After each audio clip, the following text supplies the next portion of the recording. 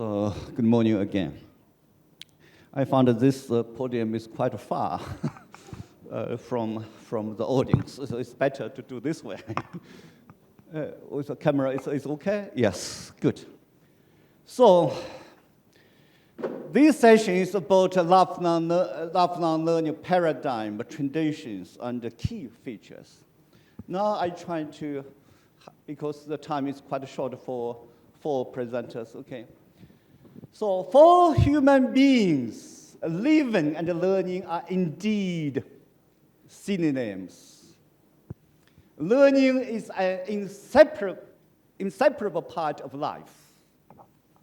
You can see from starting point of human being, life and learning, they're the same thing. The notion of lifelong learning has been shared by many cultures. We have to know that. And by many cultures, societies, and religions, and it has several thousand years of history. It's not new, the concept of lifelong learning, lifelong education. It's not new at all. Now I want to show you how old it is. From Confucius' philosophy of lifelong learning, you see, 551 BC. Confucius' philosophy is a philosophy of lifelong education. In his own biography, he expressed, at the age of 15, I determined and devote myself to learning. Maybe it's already too late at age 15. At 30, I established in my profession. At 40, my doubts faded. At 50, I fully communicate to my granted mission by heaven. At 60, my ears were attuned. I can't accept anything. At 70, I followed my heart and desires without overstepping the mark. This is a Confucius idea. It's lifelong learning. And then we go back to the West. Plato's philosophy of lifelong learning is 428 BC. Children enter school at 6, where they first learn the 3 R's, reading, writing, arithmetic. They engage with music and sports. At 18, they are to undergo military and physical training. At 21, they enter the high studies. At 30, they begin to study philosophy and serve the police, in the army, or civil service. And then at 50, they are ready to rule, is ready to serve, or they're ready to minister. I like the word, minister. Islamic philosophy of lifelong learning, according from Egypt, okay? There are about 800 references in the Holy Quran where a great stress is placed upon the acquisition of knowledge. The Holy Book of the Quran said, one of the sayings of the Prophet translates, seek knowledge from cradle to grave. This is not from Bible. This is from Quran, from cradle to grave. It's the process. Okay, common use on lifelong learning. You see, life is known if we know how to use it. The mind is without limit. If in each hour a man could learn a single fragment of some branch of knowledge, what a vast stock of learning he might lay by. And then, if we examine ourselves, we see that our faculties grow in such a manner that what goes before paves the way for what comes after. That's the traditional philosophy. And then UNESCO had played a very important role. Our predecessor, Paul Lacron, UNESCO played an important role in laying the foundations of modern time lifelong education. In 1970, Paul Lacron is the division chief for lifelong learning, lifelong education. Staff of UNESCO published the Introduction to Lifelong Education, 1970, for systematic description of lifelong education. And of course, the Forward Report, 1972, Learning to Be, the World of Education Today and Tomorrow. The principle, number one, laid out in this very important report, which says the principle, number one principle, every individual must be in a position to keep learning throughout his life or her life. The idea of lifelong education is the keystone of a learning society. And most importantly, the report gives recommendations. We propose lifelong education as the master concept for educational policies in the years to come for both developed and developing countries. Yeah. This is a master concept. And then the Denor report, Learning the Treasure Within, is that the concept of learning throughout life leads straight on to that of a learning society which offers many and varied opportunities of learning, both at school and in economic, social, and cultural life. It's a learning society idea. And of course, when we mention SDG, we mention quality education. But actually, the full title is ensuring inclusive and equitable quality education and promote lifelong learning opportunities for all. Sometimes we forgot the second part. It's not only quality education, but offering lifelong learning opportunities for all. Yeah, this is very important. And the proposal from the new proposal from UNESCO, you can see the final one I highlight in yellow. We should enjoy and expand educational opportunities that take place throughout life and in different cultural and social spaces for all. This photo is my colleague took in Africa when we do the capacity building for African countries in UIL. You see, lifelong learning for all. Advancing towards lifelong learning for all implies moving towards a learning society in which each person is a learner, and at the same time a source of learning, and in which each individual will have the opportunity to learn what he or she wants, when he or she wants, and how she or he wants. So it means anything, anytime, anywhere, any method, or 4 or 5 A's to learn anywhere. Yeah. This is the very essence of lifelong learning or lifelong education. My colleague asked us to have a paradigm. No, instead of paradigm, I draw a paragraph, a diagram. I try to highlight the thing, okay? Yes. So the purpose for lifelong learning, individual empowerment and social cohesion for peaceful society. And then cultural and economic prosperity. And importantly, sustainable development. This is the roof, the purposes of lifelong learning or lifelong education. And then we need to have inclusive learning from basic to higher education, the education system. And then we need to have revitalized community learning. So you will be visiting here a school and a community learning college, community effective learning for and in the workplace, learning organizations, TVET, professional training. And then it is extended use of modern learning technologies, RCTs, AIs, AR, VR, all these new gadgets.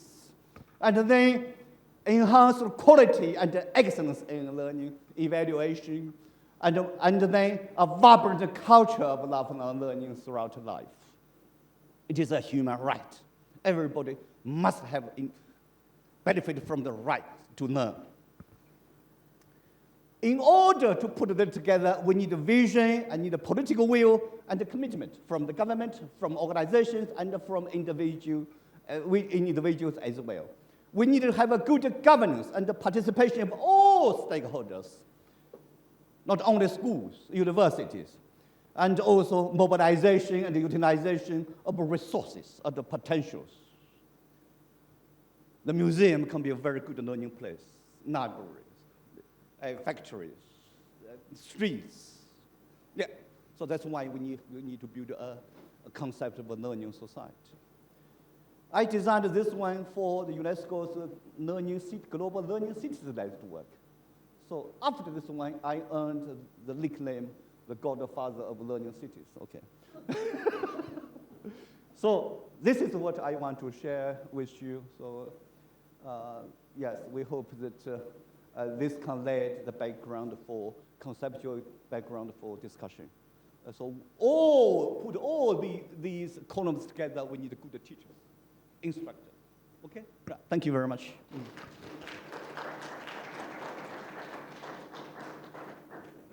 Thank you so much for a wonderful start of the session. Remind us about the historical context and different kind of philosophical traditions that inform the concept of lifelong learning, and the aspects and the key features that we have to pay attention when we're discussing on teachers as lifelong learners as well. The next speaker is Miss Susan Webb, Professor Susan Webb, and she will be joining us online. That's why I'm here, so you can see her clearly. And her question to address during this session was, what key insights and trends have emerged from 40 years of research on lifelong education published in the International Journal of Lifelong Education, and how these findings influence contemporary lifelong learning practices and policies? Susan, if you are online, it's your turn, and you have 10 minutes, and I will stop you when it is the time. Sorry. Okay. Can everybody hear me clearly? Yes, very clearly. Thank you so much. Okay.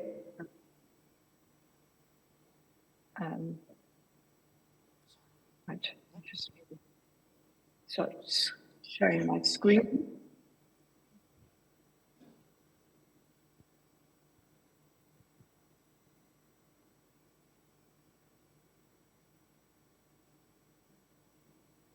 Sorry, there seems to be so many things on my screen at the moment. Okay. Yeah. Okay.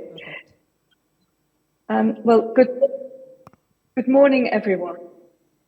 And thank you for inviting me to share my understandings of lifelong learning and my work with the journal, the International Journal of Lifelong Education.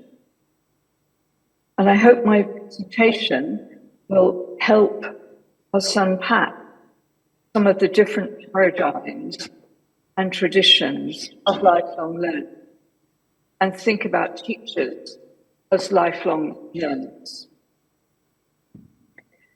The journal, IJLE, it was established in 1982, and it was conceived at the time as a forum for research, for theory, and for debate about the field, which then was in flux, as it is to some extent now.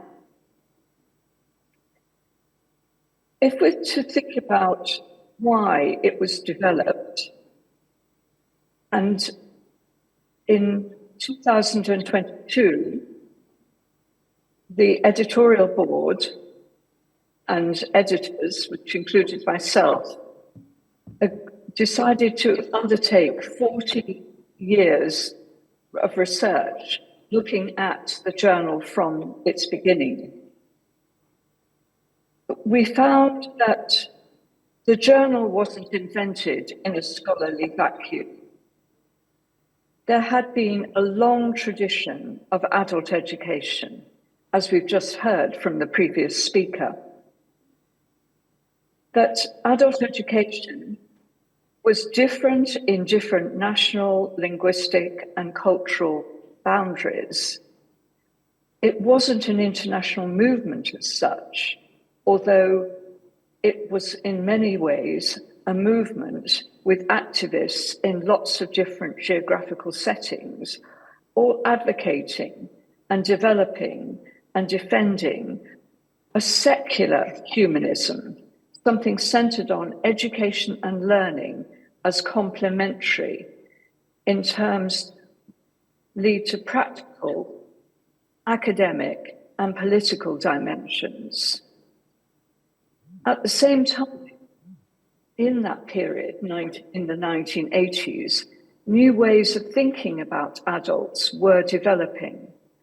There were developments in the fields of economics, and so increasing economic conceptions of education and training as an investment in human capital that could be measured, manipulated, and factored into education policy were developing. And alongside that, adult educators were recognizing that learning can happen anywhere, be formal, informal, and non-formal. Researchers such as Andreas and Schleicher talked about the way that learning in organizational settings could offer business leaders new tools to aid productivity and develop a recognition of learning in work and for work.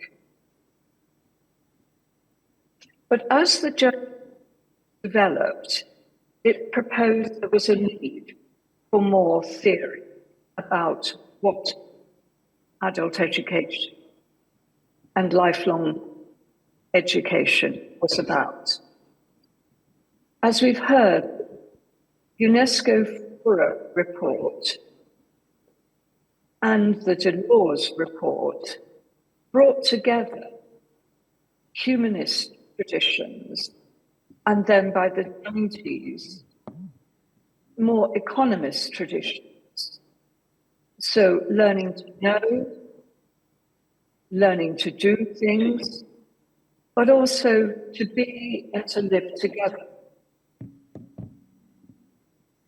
By the 1980s, the journal findings argued that a new journal was needed to take stock of the growing interest in adult learning. Because without this, one of them was to write, practical activity, which has no theory underpinning it, can look suspiciously as though it's trivial and therefore expendable. They recognized that the field needed its own theoretical base if it wasn't to be absorbed by other theories, particularly economistic theories about learning for the economy and to build human capital, that there needed to be a theory that recognized the humanistic values of adult education and lifelong education that had been influenced by a radical tradition. And lifelong education was the label that the journal decided to fix to the journal in this new field, to try and signal that it had humanistic educational practices at its heart and wanted to develop articles on the policy of practice and theoretical understanding of that in a world where learning was becoming increasingly about utilitarian and instrumental reasons. So to celebrate these 40 years of the journal in 2022, research was undertaken by a number of different people and led to 2 special issues of the journal. I'm going to concentrate on the work here of Nylander and colleagues, because they undertook a bibliometric analysis of all 1,462 articles that had been published over the life of the journal. The topic model that they worked on identified a continuing interest in critique in lifelong education research. This echoes the radical tradition and the link that much adult education has had with social movements for change, and a secular humanism that regards education and learning as necessary for human flourishing and social development. However, Nylander and others note that the topics within this theme increasingly generate knowledge by surveying the field rather than critiquing the affairs. A second trend is an increased focus on teaching and learning in the microcosmos of classrooms or sites of learning, rather than system-level analysis, such as education provision and the evaluation or the organisation of education at regional or national levels.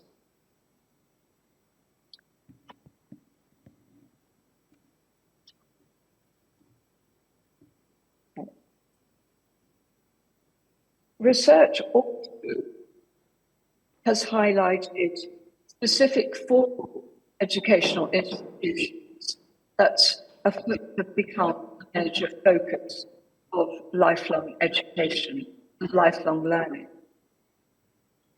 Higher education is a place where questions are being asked about who studies there, who's included, who's excluded, and what processes will enable adults' participation to increase in order to support higher education as a place for lifelong learning and to encourage students to be lifelong learners. So this issue around equity and inclusion has become a major concern. And finally, the topic modelling identified that some research on systems and organisation is still a major focus, but the methodologies have shifted towards surveying and assessing service as digital technology has enabled study of big data that considers who has access to lifelong learning, and in particular how programs such as literacy programs or access to work-based learning, vocational skills and employment, how that access can contribute to poverty reduction and social and economic development. So what's the research show? Well, as said already, there's been a continuing interest in social purposes and policy critique. There's been a recognition that lifelong education is life-changing for individuals, and it can be emancipatory for social groups and for society. Secondly, there's been a shift away from looking at systems to looking at learners, teachers, and practice. The centre of attention has focused on who's doing the learning, what's being learned and where's it being. And through that, the third issue is that there's been an increased diversity of practices and of learners being in a range of different settings, formal, informal, non-formal. New learning sites like public spaces such as museums, or learning through digital and social media. And the papers in the journal over these 40 years have become increasingly empirical in organisation as they document the new learners, the increased diversity, and the new practices. And most recently noticing the fluidity between these learning boundaries and between spaces, especially as migration and mobility across borders increases.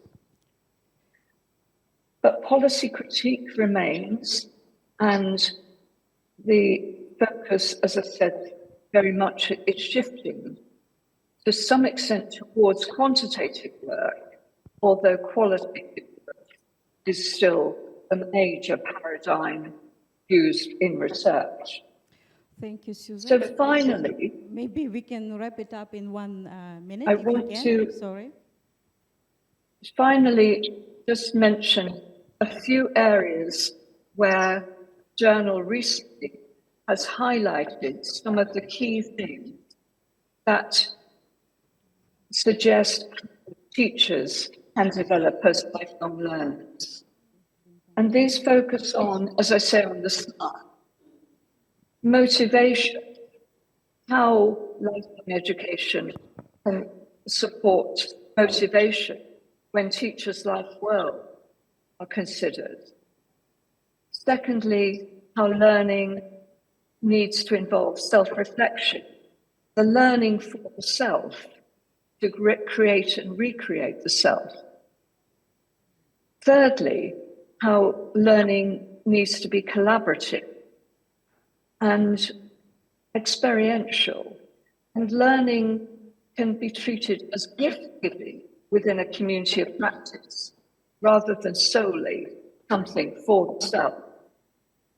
Which brings me to the 4 pillars, as Dolores talked about, and the way to transform education into lifelong learning is still regarded as needing to engage those 4 ideas. And on my last slide, for those of you who will have access to PDF, I don't know whether you can hear me, I've Susan. provided the references. Yeah, thank you. Thank you so much for the wonderful summary of the 40 years of research and publications in the Journal of International Journal for Lifelong Learning, and highlighting the importance of theory to the development of policy and practice for lifelong learning. It also, Susan, also thank you for highlighting some of the issues remaining in the research studies that are highlighted again and again about the importance of lifelong learning for social purposes, and shifting away from systems to learners, which oftentimes we see the opposite happening in other publications and research studies, and focusing on teachers and their practices, and increase in the diversity of learning opportunities, and finally bringing us back to the key pillars that are highlighted and outlined in the Dolores report as well. Now, thank you so much to Susan, because she's in the middle of the night, I think, if I believe, or 3 a.m. I would like to invite, Susan, you have to stay here because we will be having question and answer at the end of the presentations. The third speaker of this session is Professor Kapil Dev Regmi, and he will be joining us from British Columbia of Canada. And his question to speak or present or discuss is, how is lifelong learning conceptualized in the context of the Global South? We already had the first presenter alluding to this issue. In the context of Global South in policy and practice, and what distinctive features of lifelong learning are there for us to take into account for our study on teachers as lifelong learners. Professor Regmi, you have 10 minutes, and I will start screaming on the microphone if you go overboard. I'm really sorry about that. Over to you. Then everyone, it's my honor to share my ideas with this great audience. And thank you, Shanghai Normal University, and thank you, UNESCO Institute for Lifelong Learning. Now I'll share my slides.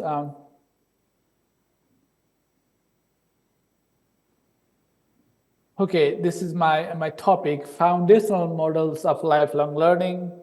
Some distinctive features of the Global South model. So what I consider foundational models, there are two models. One is human capital model and another is humanistic model. I guess the humanistic model is already covered by the previous speakers, but there's also the human capital model of lifelong learning. It is informed by human capital theory, which came into prominence during 1960s. So this model of lifelong learning has three key features. The first is competitiveness. What I mean by competitiveness is that this model assumes that competition among individuals, among societies, among provinces, among different countries would lead towards prosperity, would lead towards better education. So if we put people in a competitive race, then we will find the more efficient one. And it also assumes that individual's level of learning would translate into his/her level of earning. I'll revisit that a bit later as well. And the second feature of human capital model of lifelong learning is privatization. So it assumes that knowledge is a private good. So it means I can earn it by paying. And it assumes that private sector can provide learning opportunities for everyone because sometimes private sector is more efficient. They don't have to go through bureaucratic process and like that. And the third feature of this model is human capital formation itself. So investment in education would lead towards more economic growth and economic development. So what this model assumes that by investing in education, a country can produce a number of graduates in the form of doctors, engineers, technicians, and even teachers who would make a strong human capital base. And that would make the country even more competitive in the knowledge-based economy. So this model of lifelong learning is embraced mostly by the OECD, the World Bank, and other organizations who are more concerned about the economic prosperity of the nation. So then we have another model, the humanistic model of lifelong learning. It is informed by the Universal Declaration of Human Rights. Education is a human right. So everybody, irrespective of their age, their ethnicity, their religion, their culture, their socioeconomic status, they need to have the right to continue their learning. It has also three key features. The first is the citizenship education. What I mean by citizenship education is that countries should produce active citizens, active since that they can participate in social, political, and economic activity of the country. They would be concerned about other national interests as well. In that sense, this model of lifelong learning assumes that citizenship is the main thing. Another feature of this model is the capability expansion. This idea is informed by Nobel laureate Amartya Sen, who assumes that it is not enough just to provide resources. For example, providing books, establishing schools, and other things would not be sufficient if the students are not capable of using them. So supply side would not be sufficient unless we capacitate teachers, students, and other people for using resources to be lifelong learner. And another feature of it, building social capital, which is informed by Pierre Bourdieu and other people who have written in the area of social capital. So by going to school, going to university, becoming a lifelong learner, students or learners would be able to build a network. They would develop the habit of collaboration, cooperation, coordination, networking, and this is how they would be able to learn, this model assumes. So with this, so what I have come to know is that both the humanistic model of lifelong learning, the idea of humanism, the human capital model of lifelong learning, the human capital theory, they are both Western, the global North concept. They are not necessarily the concept of the global South. So what has guided the dominant model of lifelong learning, which I say human capital model, is the idea of meritocracy. According to Michael Young, who is believed to have introduced the term meritocracy for the first time in his dystopian novel written in 1958, he argues that merit means intelligence and effort. Every child is born with intelligence, and if the child puts efforts into it, then the child is rewarded with merits. For example, students go to school, use their intelligence, study hard, and they get degree. They go to university, they become lifelong learner. And that learning would translate into earning, because if they have a good credentials, they would get a better job. This is the basic idea of meritocracy. But the thing is that meritocracy doesn't consider some of the factors like the parental occupation.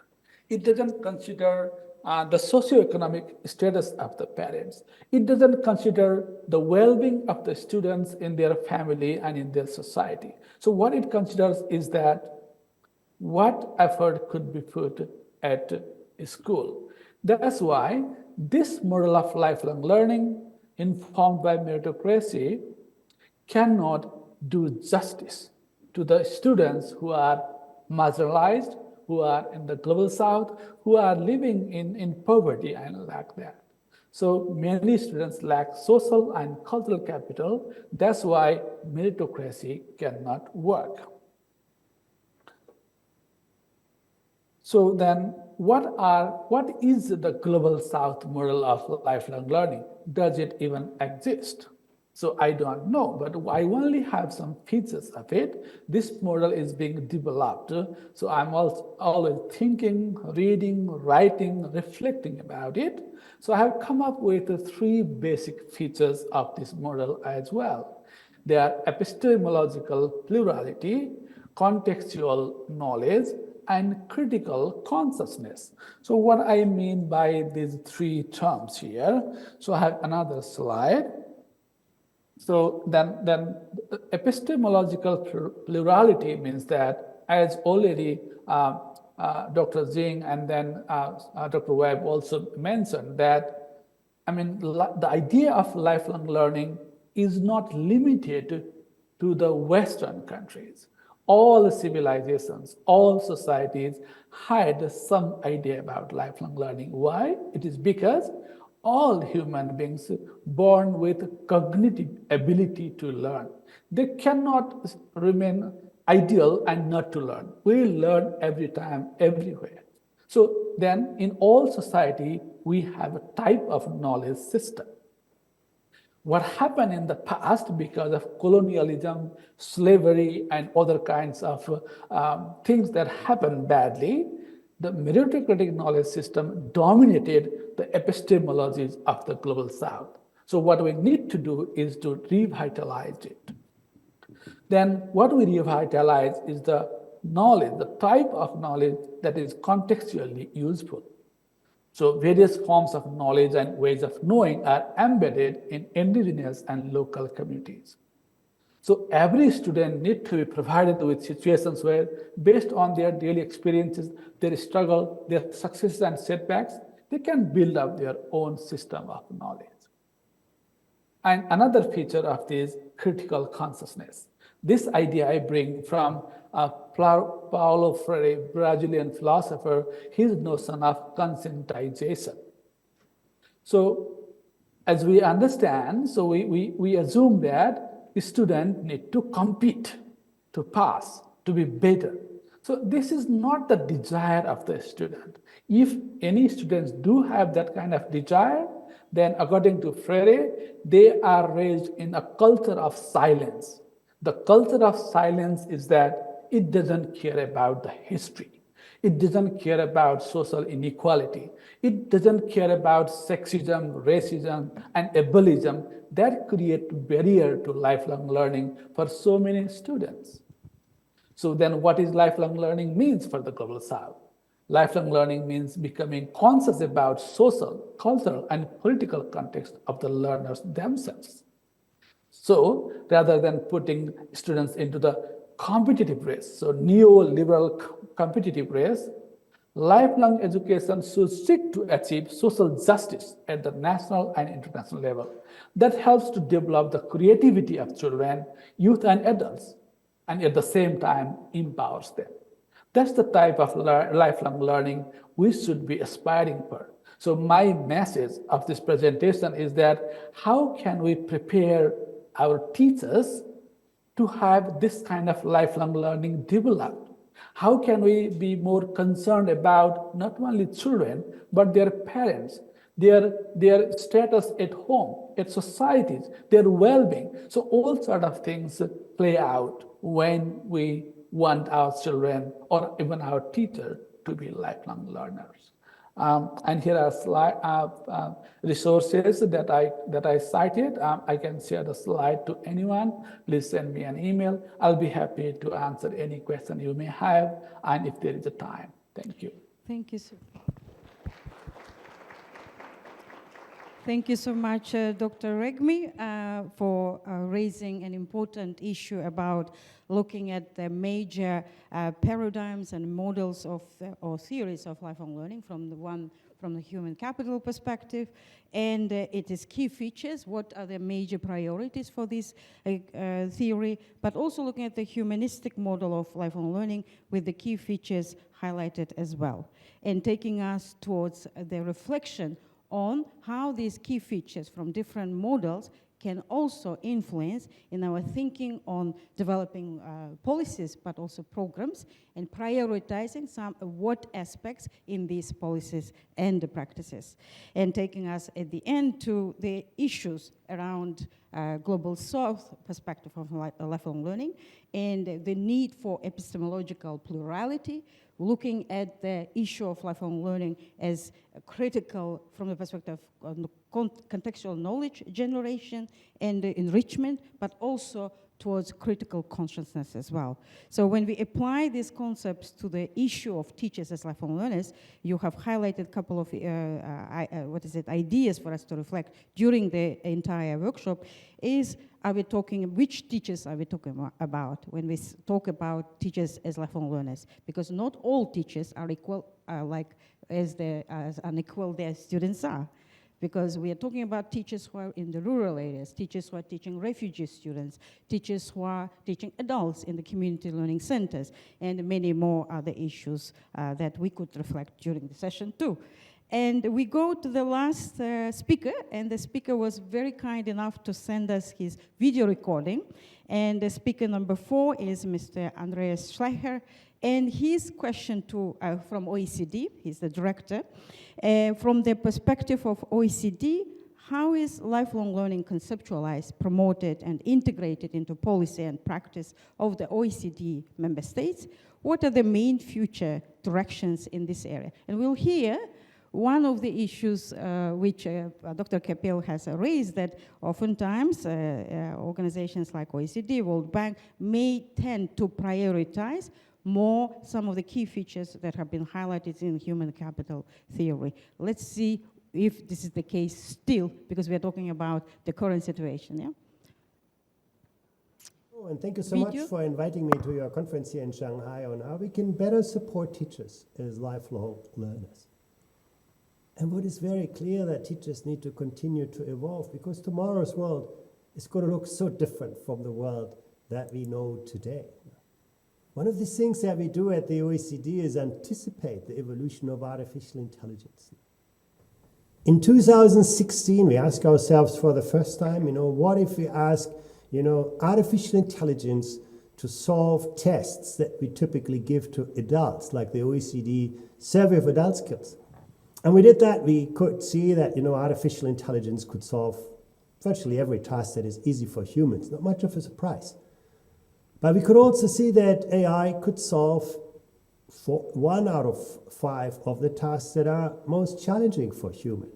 Literacy tasks where you have to navigate complexity, distinguish fact from opinion, and so on. And when we repeated that, in 2021, AI beat most humans at every level. And for 2026, we predict that AI will solve even 4 out of 5 of the tasks that are most difficult for humans. What is very clear is that the kind of things that are easy to teach have now become easy to digitize. Now we see a decline in routine cognitive skills on our labor market, demand for those, a rise in technology-intensive skills, and you put the two things together, that gives you a picture of the future of work. Work that requires more complex ways of working, the capacity to think across the boundaries of subject matter disciplines, the capacities to create knowledge rather than just reproduce it. And think about this, when we looked at creativity among 10 and 15-year-olds, in every jurisdiction for which we had data, we found that, 15-year-olds reported lower levels of creativity than 10-year-olds. If I would tell you, well, your 15-year-olds are less, doing less well in mathematics than your 10-year-olds, you would say, you're crazy, that's impossible. Students always learn something. But, maybe education can also, obstruct some of the capabilities that we're born with. Creativity is an example. We're all born with an abundance of creativity. If you have a 3-year-old son or daughter, they're going to question anything you tell them. They're going to, experiment with anything you put into their hands. They're always willing to learn, always willing to unlearn, and always willing to relearn when the context changes. But then, we put them into schools, we try to make them compliant with established ways of thinking, and maybe we lose some of that energy of creativity that is so important in the 21st century now. So let's see, how the digital world could change education and teaching as well. That's also a really, really important question. During the pandemic, schools woke up to the digital world that is changing learning radically. The most visible benefit has been greater personalization. Now, while you study mathematics on a computer, the computer can now study how you learn and make your learning experience so much more granular, so much more adaptive, so much more interactive. Digital learning games make learning fun. Simulations let you do things that are difficult or costly to do in the real world. Why would you listen to a teacher explaining the results of a scientific experiment when you can do that experiment in a virtual laboratory? Augmented reality can super empower the real world. We're also seeing big leaps in evaluation and assessment. I would say, one of the greatest mistakes that we made in the history of education was to divorce learning from assessment. We ask students to pile up, years and years of learning, and then one day we call them back and ask them, tell me everything you know in a very few hours in a constrained, contracted setting, and we call that an exam. Well, technology gives teachers the tools to reunite learning and assessment, providing that immediate feedback that help students learn better, teachers teach better, schools to become so much more effective. Now, that can revolutionize, transform teaching. Now. And we can see sort of learning analytics becoming an incredibly important power for teachers, now, helping them diagnose, integrate different information. Now. An incredibly powerful force. Now. Well, those things have happened, and now comes artificial intelligence. I know we still have many problems with artificial intelligence. Now, the biggest frustration is traceability. ChatGPT throws an answer at you and never tells you where it got this information come from. But that's not a deficiency of, the models. That's just a deficiency of specific applications. That's completely solvable. In the near term, we're going to see better traceability, more accuracy. In the medium term, technology, artificial intelligence is going to get better at understanding your questions as a teacher. It's going to also, perhaps in the long run, address some of those issues around bias, at least make you better understand your own personal biases. Those are the kinds of potential, and they have transformed student learning. If you think as a student, you can discover entirely new worlds of learning. You can do a virtual apprenticeship these days. You can learn, you can practice, you can apply your knowledge, you can create and share. And most importantly, you can take so much more ownership over how you learn and where you learn and when you learn. And that also means the role of teachers is evolving. As a teacher in the 21st century, it's not enough to be a great instructor. Technology may take some of it over. You need to become a great coach, a great mentor, a great facilitator, a great evaluator, a great social worker, a creative designer of innovative learning environments. Someone who's really, really good at using technology, a data scientist. AI will never replace teachers because learning is a social enterprise, not a transactional business. But teachers who are very good at using AI may well replace teachers who struggle with that. And then, that brings us to what we can do in the teaching profession. Of course, the first thing that technology can do and hopefully will do is, help us combat administrative and bureaucratic work. When you actually ask yourself, what causes stress among teachers, it's rarely the work with individual students. That's the black line here. Adding more hours of, working with students is not causing a lot of stress to teachers, according to our TALIS data. But, administrative, bureaucratic work that teachers do perceive to be foreign to the work. Now, that's the green line. That's the primary source of stress. And this is, where artificial intelligence can be incredibly powerful. But also for teachers, it can help you discover and prepare your lessons in entirely new ways, engage in coaching, feedback, appraisal, assessment, and evaluation. Incredibly powerful sources of innovation that are now with us. The digital world is one that we need to factor in when we think about, teachers as lifelong learners. But, it's a starting point. The key really is to elevate the profession, to advance the profession, to make teachers true, lifelong, life-wide learners. Let's have a look at this. And this is also about, raising the status of the teaching profession. You can see, that in, for example, Singapore, Korea, and Finland, about 2/3 of teachers feel their work is valued by society. In Sweden, France, or the Slovak Republic, it's just 1 in 20, and that really matters. What makes a job attractive in the 21st century is always a combination of the social status of the job, the contribution that people feel they can make in the job, and the extent to which the work is not just financially, but intellectually rewarding. So how do we invest in the profession to elevate it? A lot depends on the opportunities that teachers have for professional growth. Our TALIS survey shows that there's often a gap between what teachers study, you see that marked here in blue for different areas, and how well teachers feel actually prepared. That's the green bars. There are areas where both investment in professional development and preparation are low. Look at teaching in multicultural settings. Look at teaching with technology. And those things are precisely the one that change over time, where lifelong learning for teachers is so critically important.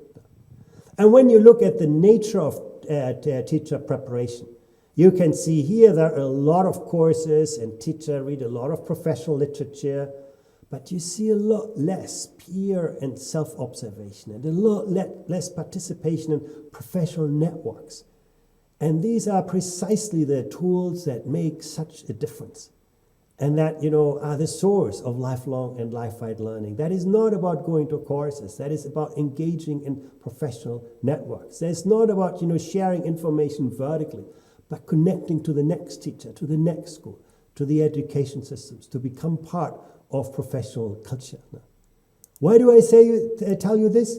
Well, what you can see very clearly here is the more teachers teach jointly as a team, the more they observe other teachers' classes, and the more they take part in collaborative professional learning, the greater the sense of self-efficacy. And this is about, linking initial learning to schools.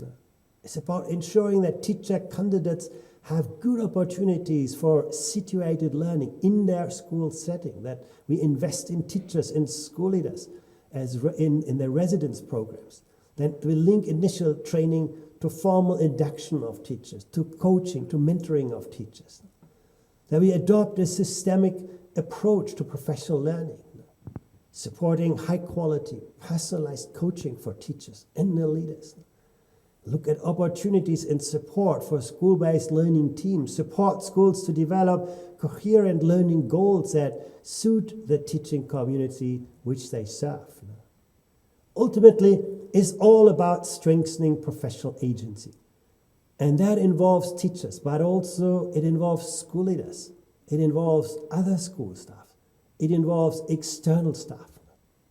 And the work of these people depends on individual and collective practices. And of course, on individual and collective resources for development. And that is what shapes professional competency. But it's also what shapes professional culture, the job status, and ultimately the job satisfaction of teachers.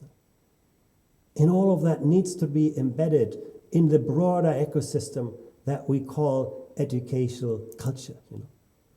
And that culture doesn't fall from the sky. It's created by the ways in which teachers collaborate, connect with each other. In the 21st century, this is all about building that fabric where, students see their teachers as lifelong learners, to become lifelong learners themselves, where teachers engage with each other, where teachers are mentors of other teachers, where they have mentors supporting them in their professional growth, where they have differentiated career structures, where they can advance at their pace to the goals they set themselves. Creating that kind of culture of lifelong, life-wide learning for teachers is the greatest asset that we can create to build, teachers who are ready for tomorrow's world and who can prepare students for their future rather than just our past. Thank you very much.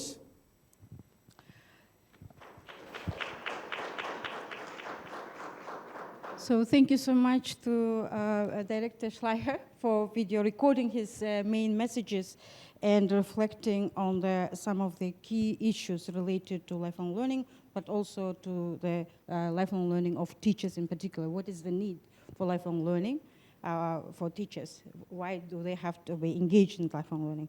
Setting the context as well as the purpose of lifelong learning.